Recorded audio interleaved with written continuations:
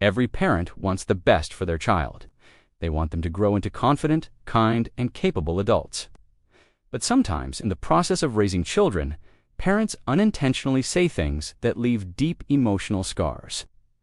These aren't physical punishments or obvious acts of neglect. These are words, sentences said in anger, frustration, or ignorance that stay with a child far longer than the parent ever realizes. Words have power, the power to heal, guide, or encourage, but they also have the power to hurt, confuse, and break a child's spirit.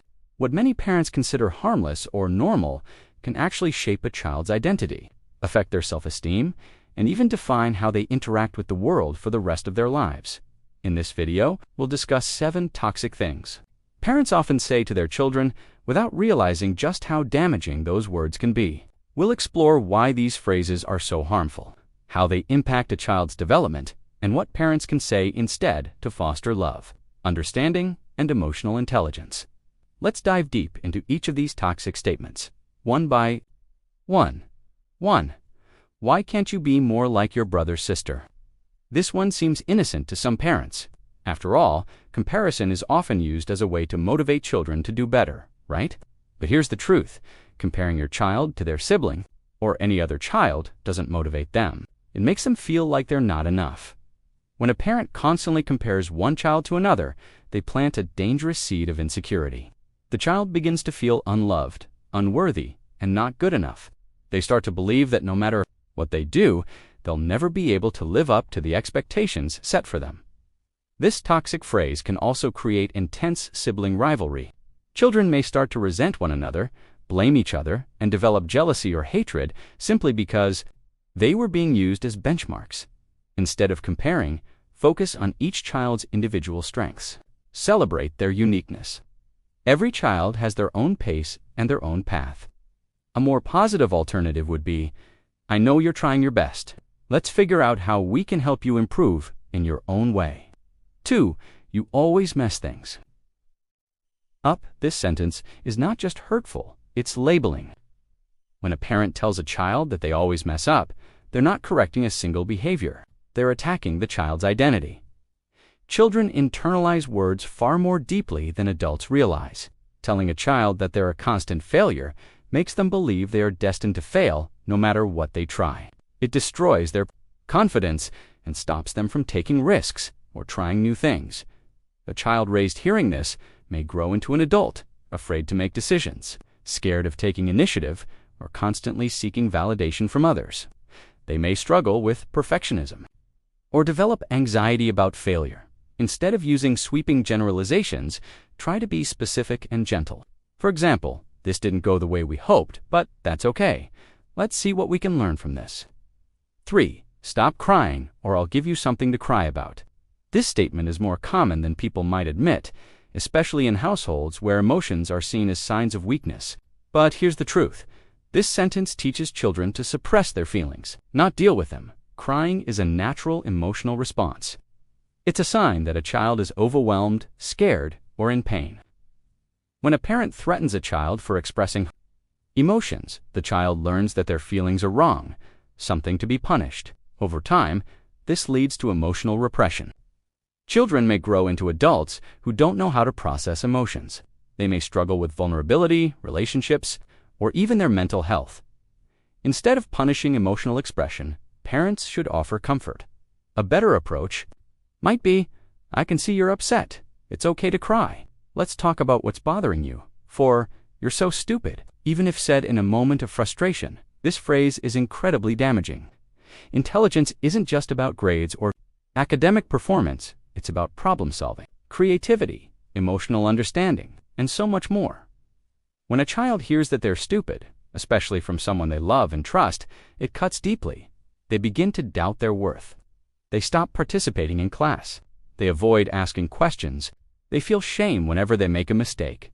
This kind of verbal abuse doesn't just affect academic confidence, it affects self-image and identity.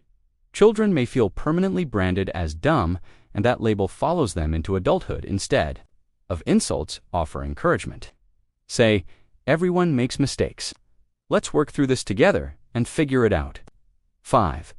I wish you were never born. This is one of the most devastating things a child can hear. It strips away their sense of belonging, love, and purpose. Even if said during an emotional outburst, this phrase communicates to the child that they are a burden, unwanted, and unloved. The psychological damage of this statement is large. Children who hear this often struggle with feelings of worthlessness, depression, and abandonment. They grow up constantly trying to prove their value, or worse, they stop trying altogether. Words like this can never be taken back. The child may forgive, but the wound remains. If a parent is overwhelmed or frustrated, it's better to take a break and cool down. Later, they can explain their feelings more constructively. Instead of saying something so cruel, try, "I'm really upset, right? Now, but that doesn't change how much I love you. Let's talk when we're both calm." 6. You'll never succeed. This phrase kills motivation. When a parent tells a child they'll never make it, they take away the child's belief in their own potential. The child begins to internalize the idea that they're destined to fail, no matter how hard they try. Some parents think they're using reverse psychology. That's saying this will make the child want to prove them wrong. But children don't think that way, especially when they're young. They believe their parents. If a parent says they'll never succeed, they start to believe it's true. Over time, this leads to a fixed mindset. Children stop trying new things. They stop taking on challenges. They live in fear of failure and rejection. Instead of focusing on what might go wrong, help your child see their strengths. You could say, "Success doesn't happen overnight, but I believe in you. Let's work on this step by step." 7. You're too sensitive. This phrase often comes up when a child reacts emotionally to something a parent said or did. But telling a child they're too sensitive dismisses their feelings. It sends the message that their emotions are invalid, exaggerated, or inconvenient. This causes children to stop expressing how they feel. They bottle things up, fearing they'll be ridiculed or told they're overreacting. This is especially harmful for emotionally intelligent children, who naturally feel things more deeply. As adults, these children often struggle with boundaries. They become people pleasers, always trying to avoid conflict or hide their true emotions. Instead of invalidating their feelings, acknowledge them. You can say, "I didn't realize that upset you so much. Thank you for telling me. Let's talk about it." The psychology behind toxic SDATMU and Tesla explore why these statements are so damaging on a psychological level. Children are in a stage of development where their brains are forming beliefs about themselves and the world. They rely on parents for cues on how to interpret emotions, mistakes, relationships, and self-worth. When a parent uses language that attacks, belittles, or rejects the child, it gets hardwired into their internal self. This creates what psychologists call a negative core belief. Thoughts like, "I'm not good enough," "I'm unlovable," or "I'll never be successful." These beliefs are difficult to unlearn. They affect how children interact with friends, teachers, future partners, and even their own children one day. Toxic parenting doesn't always involve physical harm. Emotional abuse, often delivered through words, can be equally or even more harmful. The long-term IMPACT words shape identity. A child raised in a supportive, loving environment where words are used with care will grow up to be confident, resilient, and emotionally intelligent.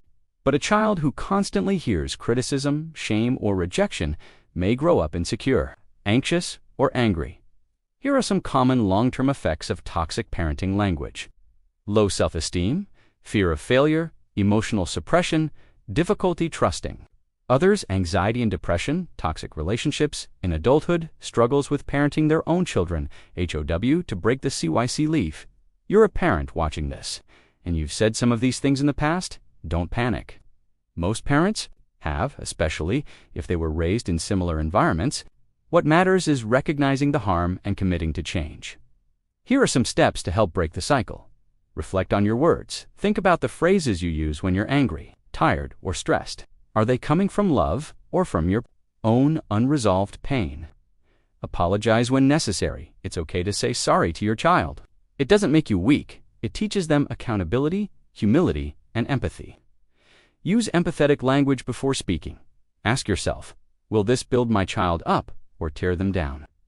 Will it teach them something useful or make them feel ashamed? Model emotional intelligence. Talk about feelings openly.